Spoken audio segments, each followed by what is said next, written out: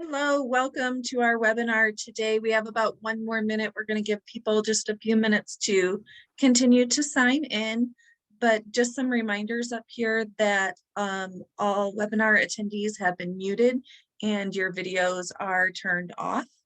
Questions can be asked using the Q&A function, and the webinar moderators may answer your questions during today's presentation, but may also wait until the presentation is completed to provide a response via email.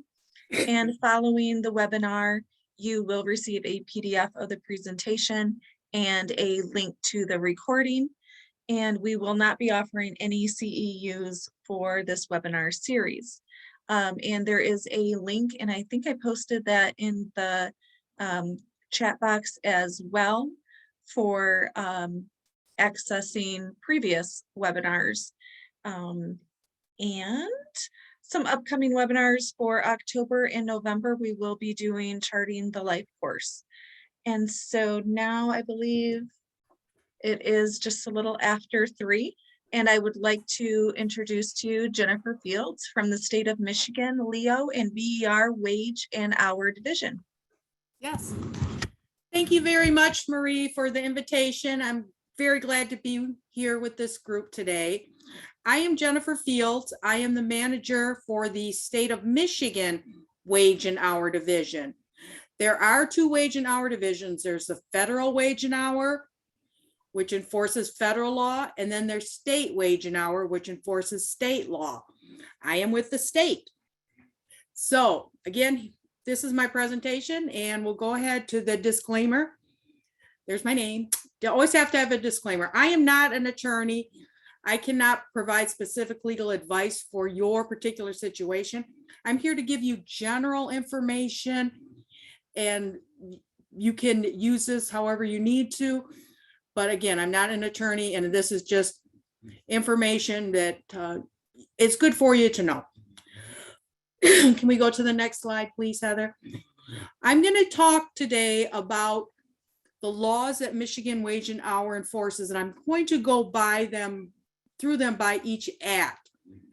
I'm going to talk about some of the things that are coming down the pipeline and some things that I would like you to be careful of as you do your everyday work. And I admire the work that you do. My son is actually a client and got a lot of services, so I was very excited for him. So we'll start with our biggest act, Michigan Payment of Wages and Fringe Benefits. This is the act that applies to most employees in Michigan.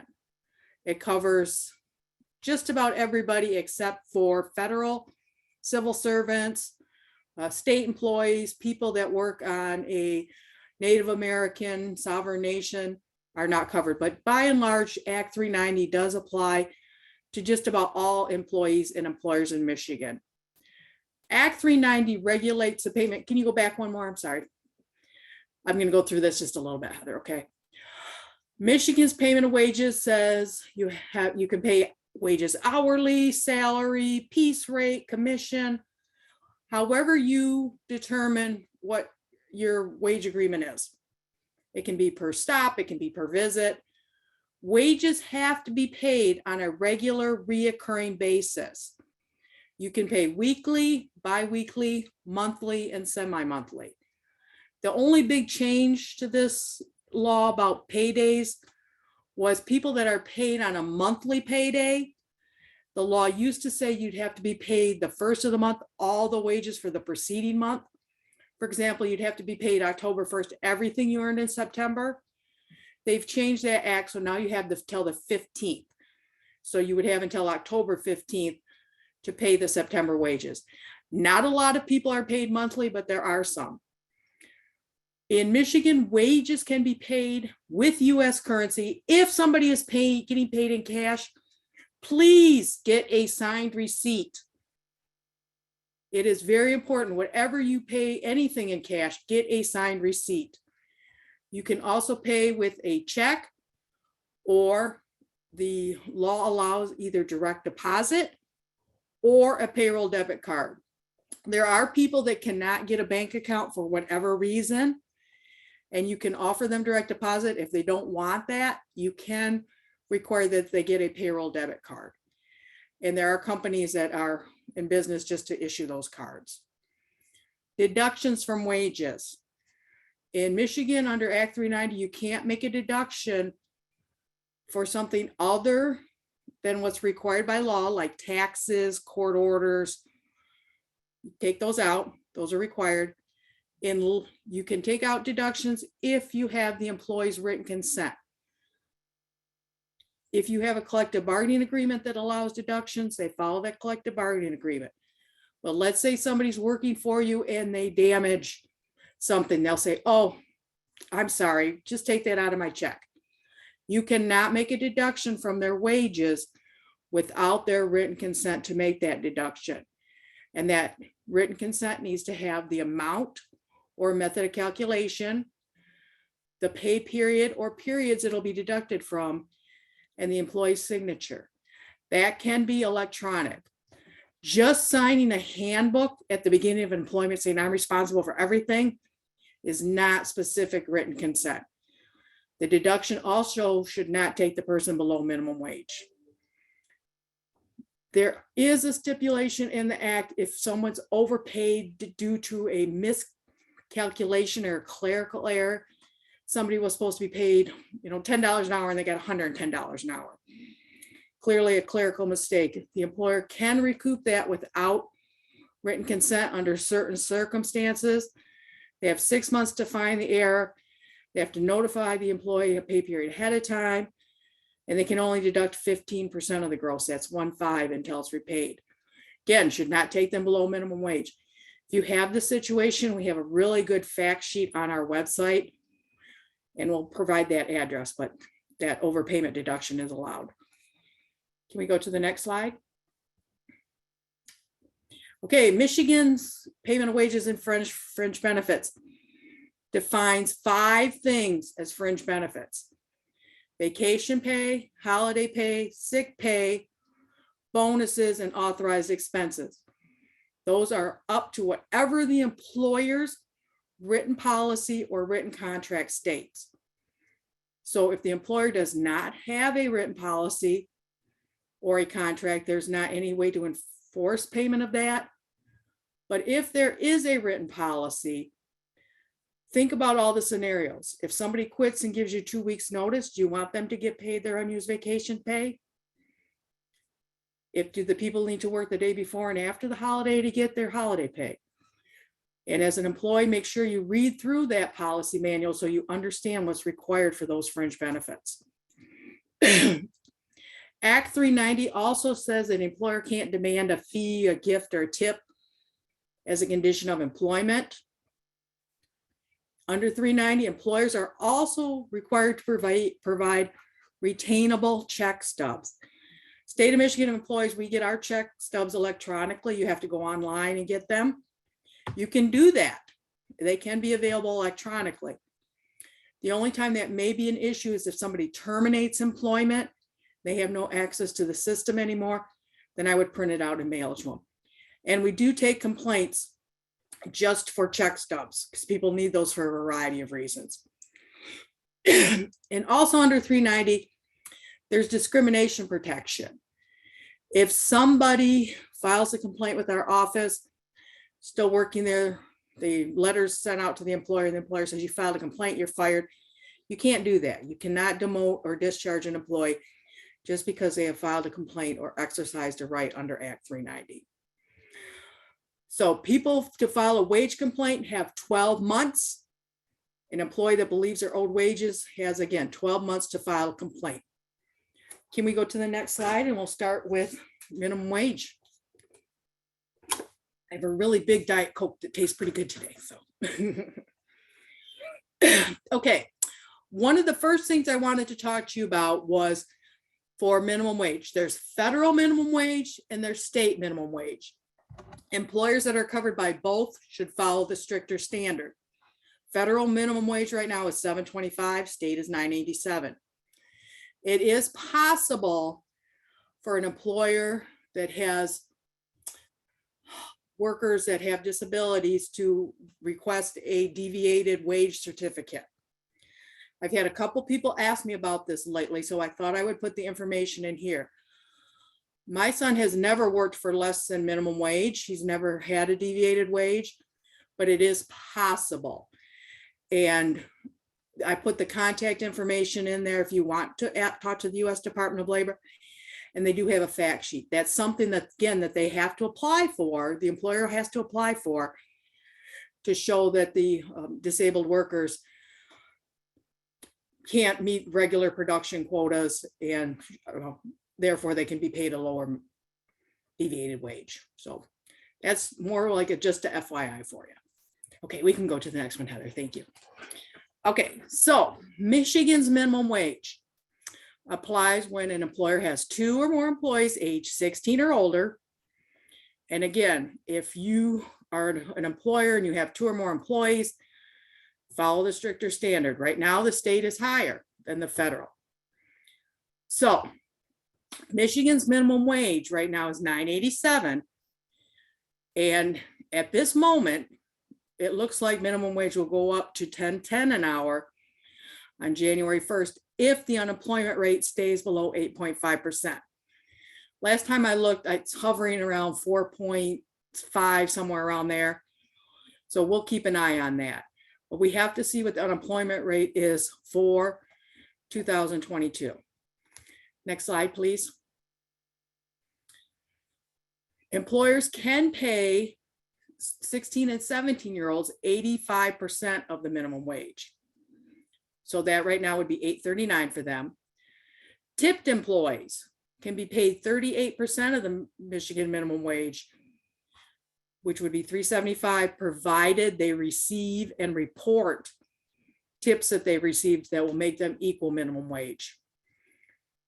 For new hires, age 16 through 19, there is a training wage for $4.25 an hour for the first 90 days of employment.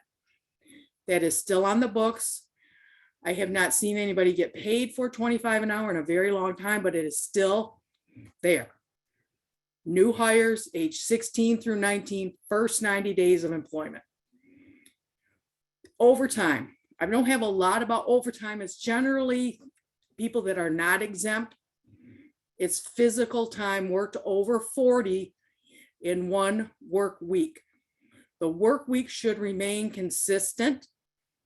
You shouldn't, it can, be Monday through Sunday, Tuesday through Monday, however you want to do it. But the work week should remain consistent. Don't try to flip-flop to make your numbers add up right. You can make a change as long as it's intended to be a permanent change. Okay, next slide, please. Okay. Here's a little history. Let's go back a little here. In 2018, there were ballot initiatives to increase minimum wage. The lawmakers voted to adopt that ballot initiative, and then they voted and amended it later. The Court of Claims recently ruled that it was not constitutional what happened. So this minimum wage would have been gradually going up to, I think, about $15 an hour.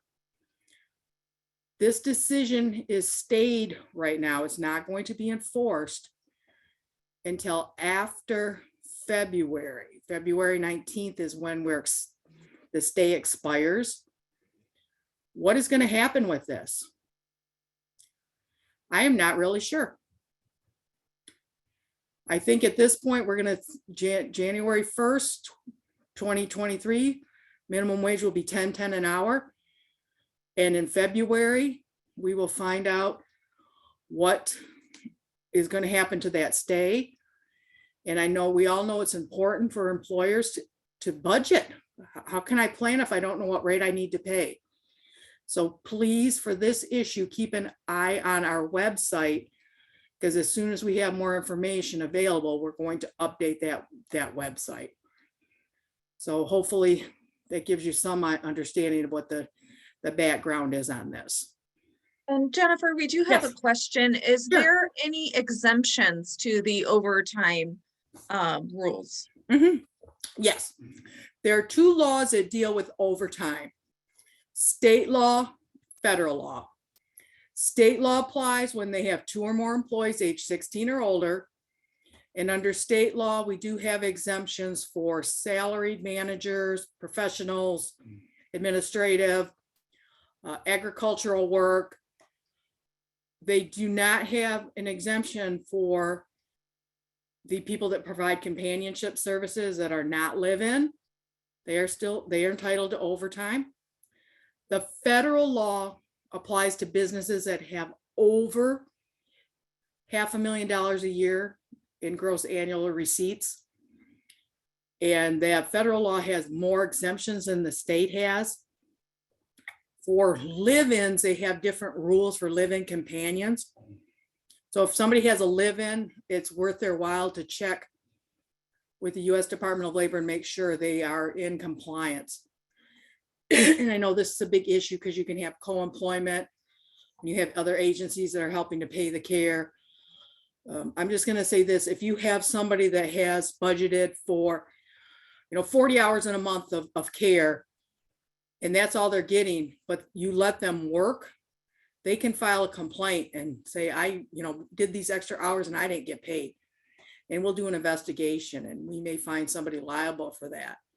So if somebody's only going to be paid for a certain number of hours, please emphasize to your clients, that's the hours they're going to get paid for. And if somebody violates that, then make sure you write them up and say, don't do this anymore, because we're going to look at the records.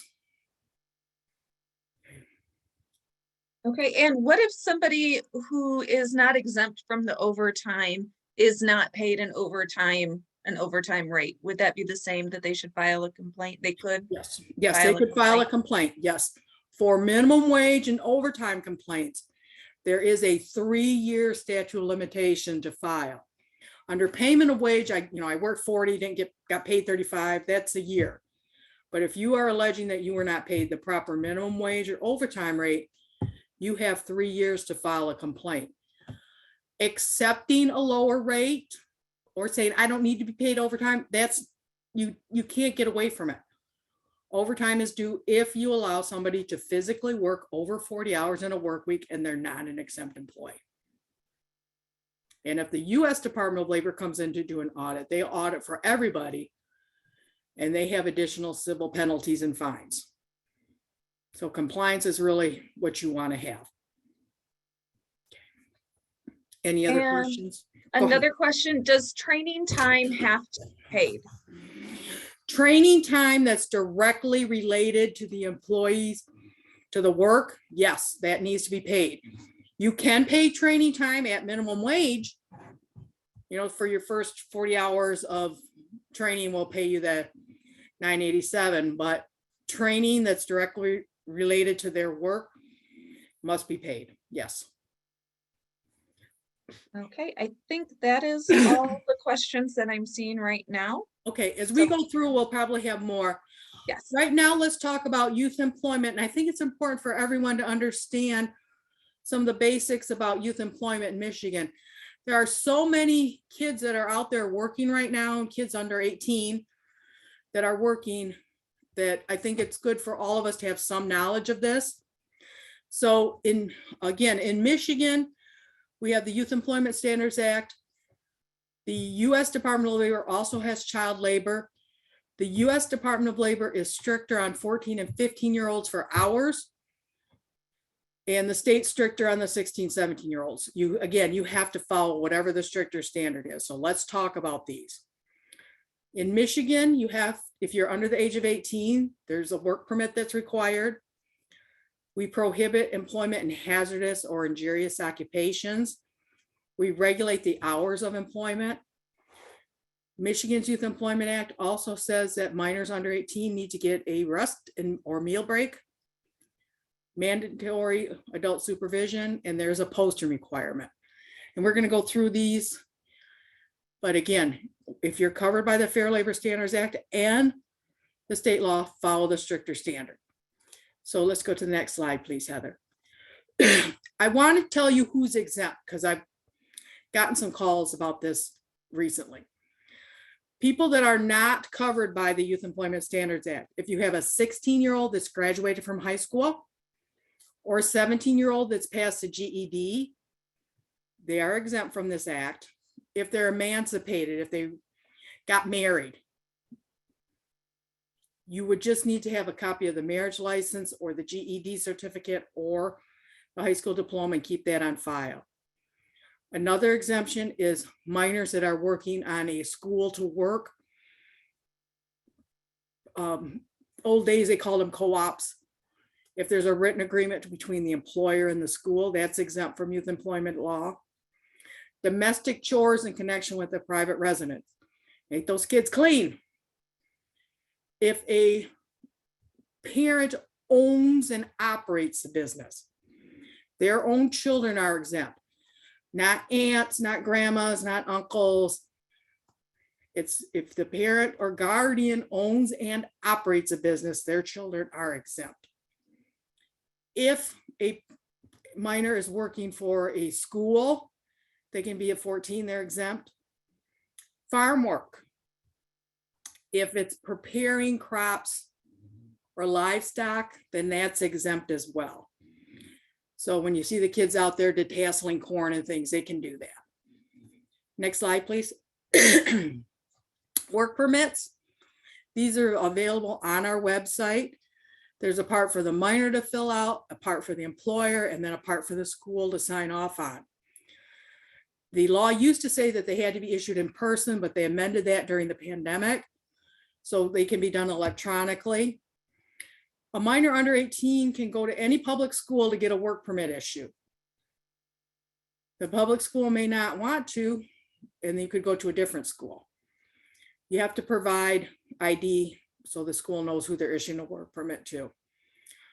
If you're under the age of 16, the law used to say they had to be pink and yellow. They don't have to be different colors now, but under 16 is in the landscape format, and 16 and 17 is in the portrait. So they don't have to be pink or yellow anymore. That was a big deal for a long time. Next slide, please. Adult supervision. Minors under the age of 18 should not be employed without an adult supervisor, somebody 18 years of age or older. They don't have to be right next to them all the time, but they need to be close enough to render aid if they need assistance.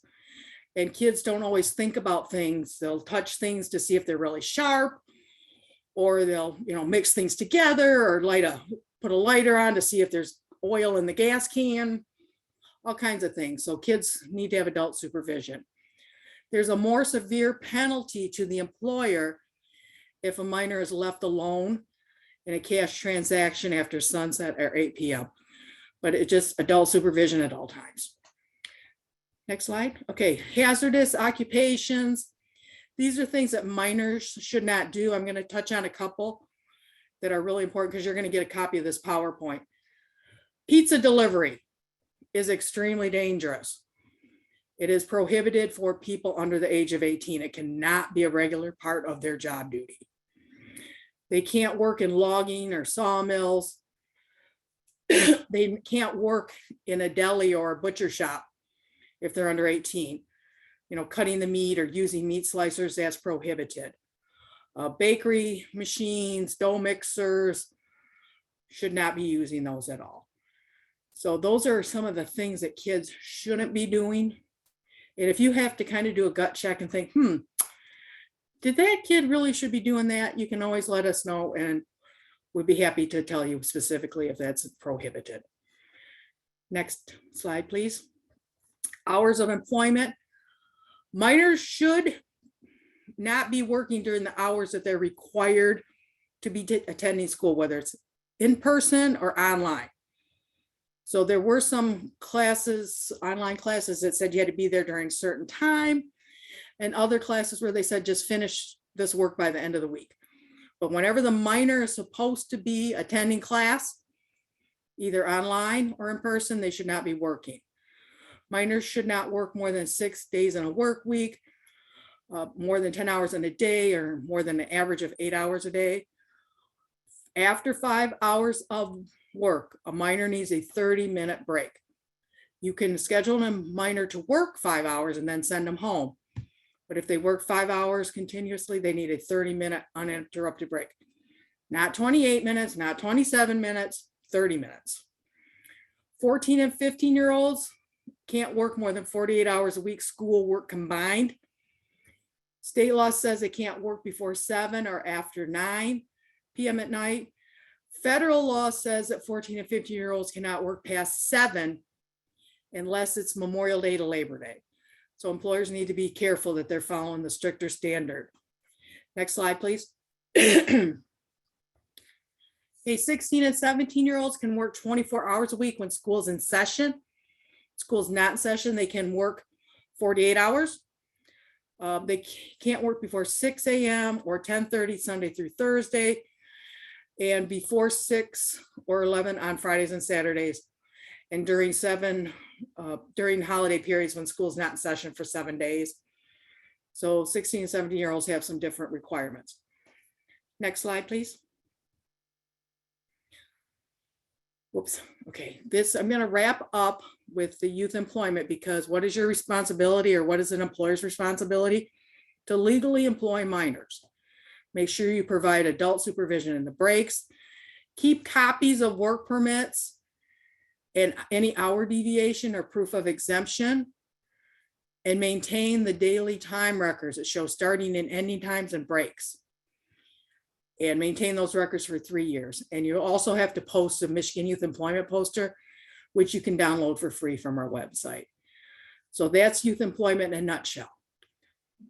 And Jennifer, we do have a couple questions. Sure. Is there a valid reason for an employee who work time in a work week is not paid for that time worked? For an example, if an employee's submitted documents for that week needed correction, could the employer not pay them until that correction is made? So they needed to make a correction on their timesheet. Okay, so the employee needed to make a correction on their timesheet. The employer needs to pay for all the hours that they have knowledge of, and if the employee didn't fill out a timesheet correctly, I can't tell you you can hold their wages, but the question then is, how can you pay if you don't know how many hours they worked? So you can request people turn their timesheets in by a certain day and a certain time. If they're not paid, they could file a complaint with us, but more than likely it'd be resolved on the next payday. So if you have an employee, just, if there's one day in question, pay them for the hours that you have knowledge of. And then, make sure you keep a written record. I talked to the employee and they need to fix this and get it corrected as soon as you can. I cannot tell you to hold any wages. I'm not going to tell you that, but you can pay for what you have knowledge of. Okay. And who do you complain to if an agency does not pay for training time? The employee could file a complaint with us. And as an agency that is the agency their actual employer, they can file a complaint with our office. Okay. And what if they were getting paid through like a self-directed arrangement? So they were getting paid through the financial, the FMS. Right. They could file a complaint and they could have against the individual that they provided the care for, and whoever the other party is that was, cutting the checks. There could be 2 or 3 parties that could be named on a claim form, and we would have to sort it out because there could be a co-employer relationship. So yeah, and we have investigated complaints against they used to call them the chore providers, against the individual that received the care. We can investigate. Now, whether they're collectible or not is a totally different story, but they can file a complaint against the individual that they perform work with, as long as, and also if there are any other agencies involved, they can list all the names on their claim form. Okay, and the next question, has Laura checked with the AG's office to see if it's okay for a caregiver to leave someone because they are only budgeted for 40 hours? Okay. By the government contract office who authorizes care, and staying longer would be OT. but the next caregiver who is supposed to come is a no-show, and the person getting care is physically frail. Okay. And when the person says Laura, I'm assuming that they're referring to Laura that licenses. Yes. Yeah, I have not had any communication with Laura about this, whether it's, can person lose their license if they leave somebody alone? I don't know that. That would be a good question for the person to email me directly to, and we can reach out to them and see if we can get an answer and then share it with you, Heather. We can Okay. share it with the group. You always hear that, you can't leave your shift. If you're a nurse, you're going to lose your license. And I do not know if that is true or not. I've always heard it, but I have not researched it myself. Okay. So I will forward that message to you. Perfect. And then Perfect. we will get that done. Perfect. Okay. And I got a couple more questions. Sorry. No problem. Is tuition reimbursement paid as a taxable income or non-taxable? That is something I cannot answer whether something is taxable or not. That is something I would definitely have you check with the IRS about, or the Michigan Department of Treasury. It's probably a good time of the year to contact the IRS because they're not, busy doing returns right now, but their telephone number for the IRS is 800-829-1040. So check with those taxing agencies. The next one, sometimes employers are casual about raises. For example, they might say, we're going to give you a $1 per hour wage or raise, but then never do it. What kind of documentation would somebody need to prove back pay? Okay, that is a very good question. The employer has the right to set the rate of pay. When you first start a job, the employer, it's always good to say, what is my rate going to be? If you get an email or a text, that's great. Just like the employer has a right to set the rate of pay, they have the right to raise it or lower it. If you work, for example, you're hired in at $15 an hour, and you get your first check, it's $10 an hour. We can go after those 2 weeks when you didn't know your rate of pay was $10 an hour. Again, we'd look for an email, an offer letter, something, text. But from the point that you got a check stub that says $10 an hour, that's your notice that your rate of pay has gone down. The employee always has to know what rate of pay they are working for. So I would suggest if you are having a discussion with your employer, just maybe do an email with them saying, okay, as discussed, you agreed to increase my wages to $1 an hour, or increase my wages $1 an hour, not to just $1. What day can I expect that? There are people that work, I don't understand. There are people that work months and months and weeks without getting paid at all because they just can't fathom that an employer is not going to pay them. There are people that come in and take advantage of people, which is so wrong. But the first time you don't get paid right is probably a good time to take a look and see what's going on. Make sure that's a place that you want to be. Just do a little bit of research. But yeah, we can, again, the short answer to your question is we can go after the 2 weeks that you didn't know your rate had been reduced, or your 1 week you didn't know it was reduced. But after that point, that's what your rate of pay is. Okay. And Laura just wanted me to let everyone know that Laura is not involved in SD arrangements. Most of the people who are providing services are not doing that as under Laura. Okay, so they don't have a license or anything that would be revoked? No, most of the time, I don't believe that. There may be some instance where somebody may have a nursing license or something like that. Okay. Can a client choose to not put paid training time in their budget? If it's not budgeted, then not paid. So if someone's setting their budget, do they have to make sure they have training in that budget to pay their employees? If a person has to have training before they come to work for that specific person, that's hours worked. So don't have people work or train for any hours that are not authorized. If somebody's allowed 20 hours a week, and the first 5 are training, then make sure that's specified, because again, any hours that you work should be paid for. Okay. And there's one more question. Let's see.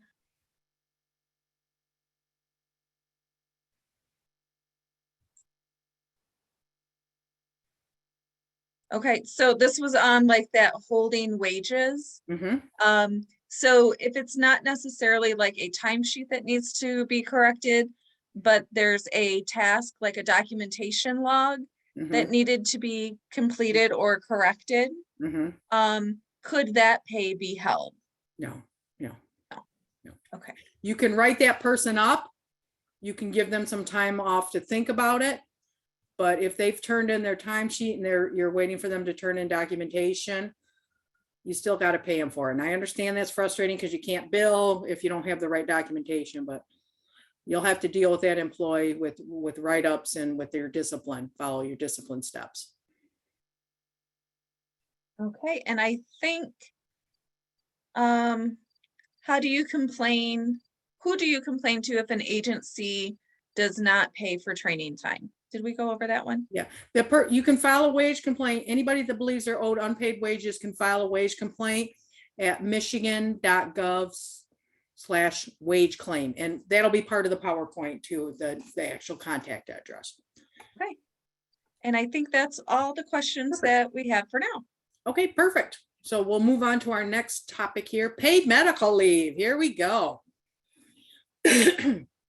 Okay. There we go. So Michigan wage and hour right now, we have Michigan's paid medical leave. This act applies to employers that have 50 or more employees that work anywhere in the US or its territories. There are 12 categories of employees that are not eligible for paid medical leave. Okay, so first of all, you have to have 50 employees for this to apply to you, and then there are 12 categories of employees that are exempt. I'm just listed a couple here. If you're under the age of 18, you're an ineligible employee for paid medical leave. If you work for a business and you worked there last year, but you did not average more than 25 hours, this year you are not an eligible employee. Or if you're an employee that works for a temporary agency and you're placed at another site, you are not eligible for paid medical leave. Some of the other ones that are interesting are if you're a variable hour employee, which means you're never scheduled for more than 30 hours, then you're not an eligible employee. So again, there are 12 categories. Those are some of the most common. Paid medical leave, it's 1 hour for every 35 hours worked, but employers not required to provide more than 40 in one benefit year. An employer can give you 40 at the beginning of your employment. They call that front loading. If you front load, the employer does not have to carry it over to the next year if you don't use it. If they use the accrual method, 1 hour for every 35 hours worked, if you have anything left at the end of the benefit year, that you have to be allowed to carry that over up to 40 hours. Next slide, please. So Michigan's paid medical leave applies if you need to take leave for your own health, an injury, preventative care, which we take to be, dentist visits, doctor visits, that type of thing. And when they rolled this law in 2018, we actually had to look up pandemic because none of us really were sure what that meant. So if a business closes by order of a public health official, or if your child's school or daycare closes, you can use paid medical leave for that. You can also use paid medical leave for domestic violence or sexual assault situations, even to attend court, those type of things. You start to accrue leave if your employer isn't covered, your employer's covered, you're not, you're an eligible employee. They can start accruing leave right away. The employer can make you wait 90 days to use those benefits. The paid medical leave says it has to be used in 1 hour increments unless the employer has a different policy. Next slide, please. Okay, now this is going to be very interesting. The employer has to follow, the employee has to follow the employer's policies and practices on requesting the leave. The act does say the employee has 3 days to provide any documentation. So as an employer, you want a doctor's note, you have to give the employee at least 3 days. And there is a poster that's required, which is available for free on our website. So let's go to the next slide. So just like minimum wage, the Earned Sick Leave Act was the name of the original ballot initiative. This, we're waiting again until February to see what's going to happen with this stay. I want to tell you a couple highlights, and we're working on doing a highlight sheet.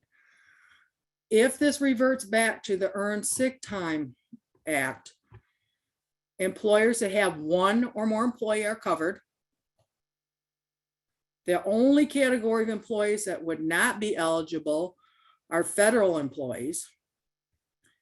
If the employer requires a doctor's note, they have to pay for any out-of-pocket expense that you may have.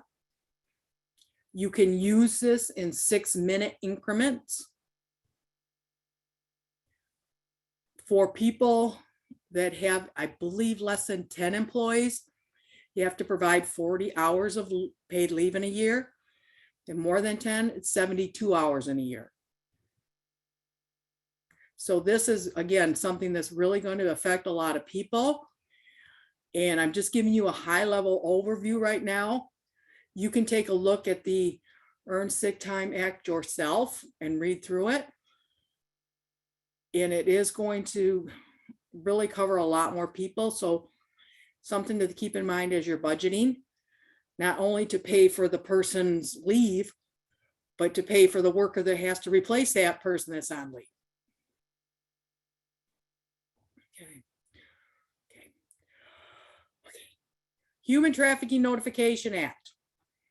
This is something that we, Wage and Hour enforces. Go to the next slide, Heather. This is simply an act that requires certain entities to display a poster about human trafficking and how to report it. Public rest stops and welcome centers. As you start stopping at those, look for those posters. It talks about human trafficking. A public bus or railway, airports, adult entertainment establishments, or places that have been declared a public nuisance based on human trafficking or prostitution. We have the poster available in all those different languages. It's on our website.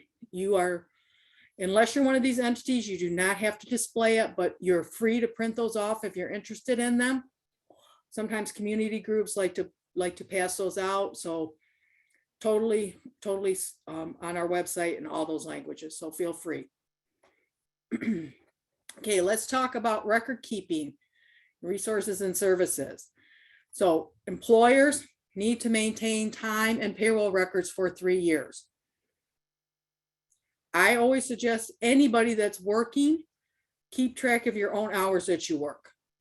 But as an employer, you need to maintain time and payroll records for 3 years with the employee's name, address, birthday, occupation, what their rate of pay is. Time records to the nearest 1/10 of an hour. That's 6 minutes. Total hours work each pay period. What wages were paid along with the deductions. Fringe benefits, written agreements, paid medical leave taken. If you are a tipped employee, they have to have signed dated tip statements. And if you're making deductions, signed written deductions authorizations. 3 years, everything's fine. 3 years, they can come back. Posters. There are companies that will send you posters and charge you a lot of money for them. You never have to pay for these posters. We have them available on our website. I know there are other posters other agencies require, so you can, find an inexpensive one at a big box store But some of these posters companies, I've seen them charge $500 and have it try to be a reoccurring charge. And so you never have to buy these posters. We have them available on our website for free. So absolutely feel able to download those. And as soon as we have more information about paid medical leave, earned sick leave, and minimum wage, we'll be getting those posters updated. Next slide, please. Okay, here is ways to contact us. We do have a dedicated email box for the paid medical leave questions, which is the PMLA-info@michigan.gov. We also have a dedicated WINFO. If you have general questions, we'd be happy to answer those emails. We have publications, we do speaking engagements such as this.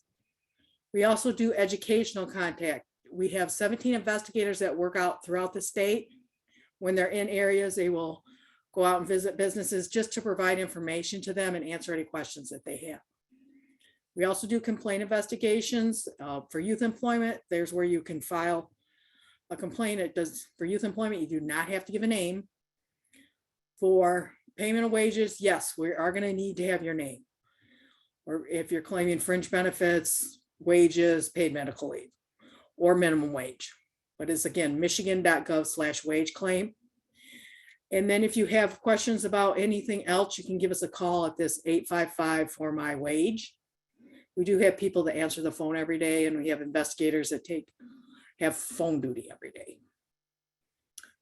And I think here's our contact information with our phone number, website. I think the last slide is just the contact information for the U.S. Department of Labor. Did I leave one more slide on, Heather? Yep, yay, good for me. Here's the U.S. Department of Labor's contact information. If you have more questions about exemptions from federal overtime, feel free to reach out to them. Okay. All right, and then we do have a couple questions coming in. Do employers have to process wage assignments? It comes from a collection company, not the court system. To make a deduction from wages, it needs to be something required by law. So if the collection agency has taken someone to court and has a judgment against them, that employer has to follow that judgment. I would say if they're just getting something from a collection agency, I don't see how that's a judgment. But that would be something definitely, if this is happening, you're the person this is happening to, I would take that notice to an attorney and say, what is this? What is this? Because a judgment, there would be a court decision, and then they have an order, and then they have a garnishment. So you would have the right to see all that, and you should know about it because you would have been served. Mm-hmm. But take that to an attorney and find out what's going on with that. Can you talk about companionship and who can be considered a companion? Okay. Well, companionship, when they say who, are they thinking family members or companionship services? Is they're providing aid and comfort to a disabled person or somebody that's ill or infirm. And there's something in the act that talks about if it's 20% of their time is spent like doing direct care, they can do up to 20% of their time doing direct care.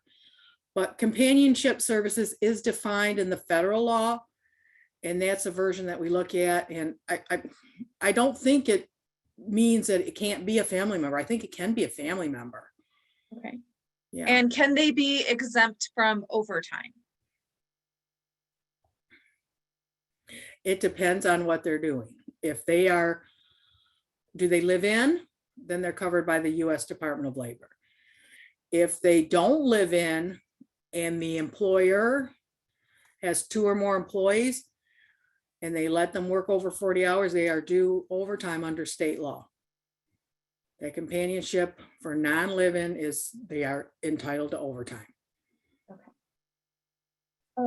So the next question is really like about with Medicaid, if there are two services that both billed for the same time, could the FMS, we have an FMS not pay staff because another Medicaid service was being provided?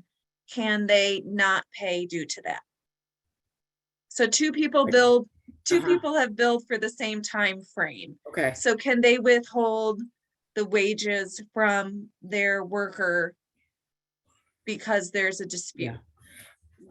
Without their employees' written consent or court order, they should pay, wages need to be paid for time worked. I guess I'm not understanding how they're getting paid for the same time, but for doing two different things, or the same, getting double billed for the same thing? Yeah, so for Medicaid, you can only bill one service at a time. So there's two claims for the same amount for the same time period. Okay. And so one could be, I'm not sure, maybe like an OT service, occupational therapy, and the other could be like a CLS, community living skills. Okay. So if there was a billing dispute because there were two claims for the same time. I would say if the person performed both of those services and they're different rates for each one, I would say they have to be paid for the time that they actually worked. And if they did those services, they should be paid for those. You know, that's something I have not, I'm not familiar enough with that, but I look at it as just having two services, each at a different rate, and you perform both of them, you should need to be paid for it. With the free posters, you have help an employer to understand their responsibilities to their employees.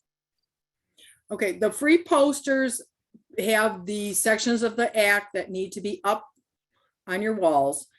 I don't know if I'd necessarily say they're the best things for you to use for guidance, but on our website, we also have brochures and fact sheets, which are helpful. And then again, if you ever have any questions, you can always contact us through the WINFO email or give our office a call. Okay. So the next question. So it may be possible that in February of 2023, that self-determination employees will have to provide sick pay. It is possible. Yes, it is something definitely to keep in mind, and something that as soon as we have some guidance available, we will provide it. There is a stay right now. The Court of Claims issued a stay, so it's not being enforced right now. Let's see, I have a few more questions.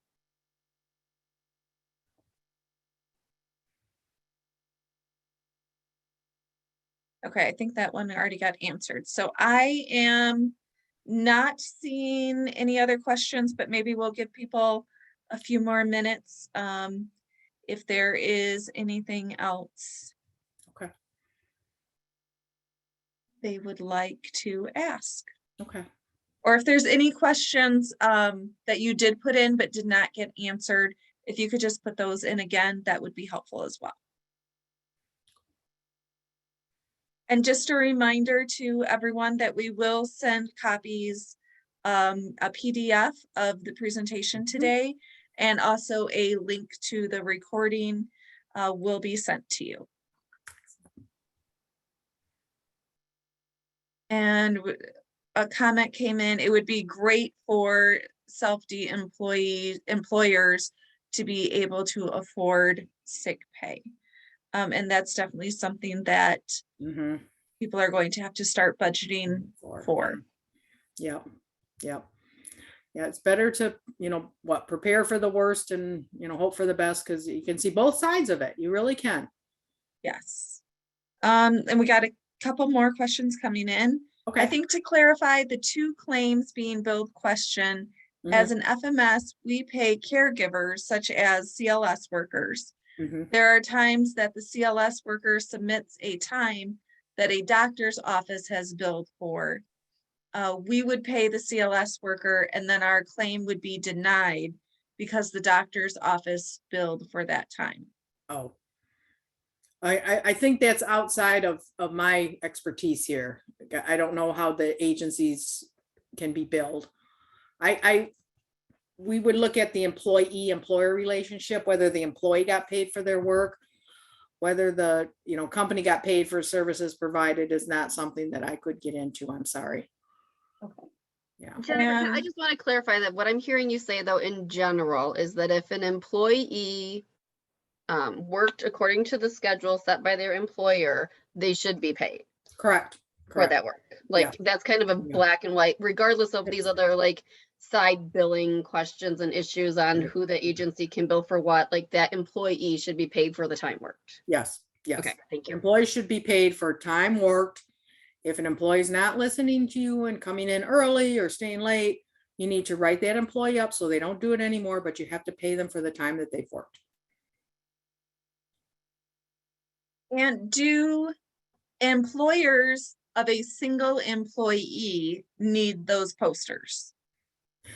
The only poster they would need is if they employ anybody under 18, they would need that. When they get 2 or more, they need to have the minimum wage poster. So, I mean, there's nothing wrong with posting them. And if you just have remote employees, you can put them on your website for them to have access to. But if you don't have the 2 or more employees, you don't have to worry about the minimum wage. And if you don't have anybody under 18, you don't have to worry about youth employment. Okay. Just don't pay $500 for posters, please. Yes. And Laura added a comment that with paid medical leave issue, the agencies will also need to follow these rules. So there may be some rate changes needed to increase as well. Right. Yeah. Definitely. I want to make sure this is on your radar so you folks can start being aware of this. Yeah. I think that is all of the questions. Perfect. Maybe, nope, we got more coming in. Oh, good. Is mileage reimbursement considered the same as hours worked if there is no surplus from not having all the hours staffed to have a surplus? Let me read that again. And it's pursuant to whatever the employer's written policy or written contract is. So the person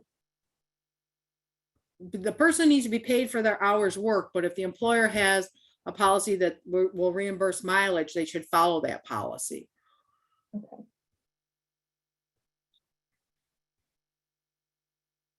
And I think that is, we've gotten all the questions Excellent.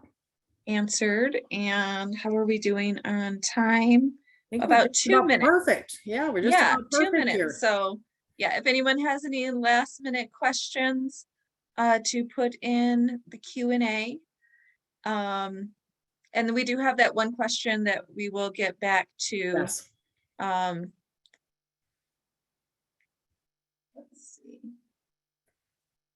And if that was your question, if you could put your email address in the Q&A so that we can connect you and Jennifer, that would be helpful. I can get that to her.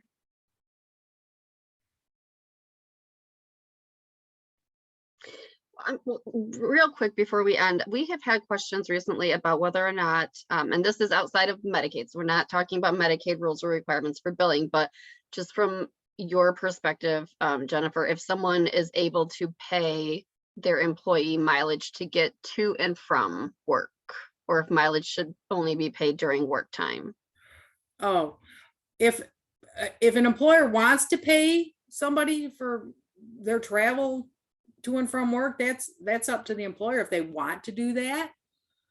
I don't have anything that says they can't. Yeah, but what, every day, just normal home to work travel? Yeah.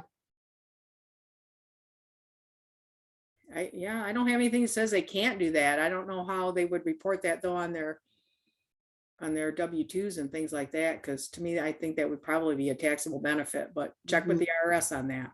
Okay, thank you. You bet.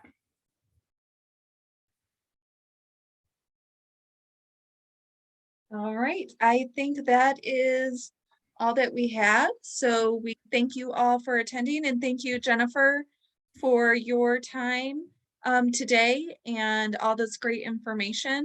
And just a reminder that our next 2 webinars will be charting the life course. So look for more information coming for those. Perfect. Thank you very much for the invitation. It was very nice to spend time with everybody today. Yes, Take thank care. you, Jennifer. Yes, You're very thank you. welcome. Thank you. Bye-bye. Bye.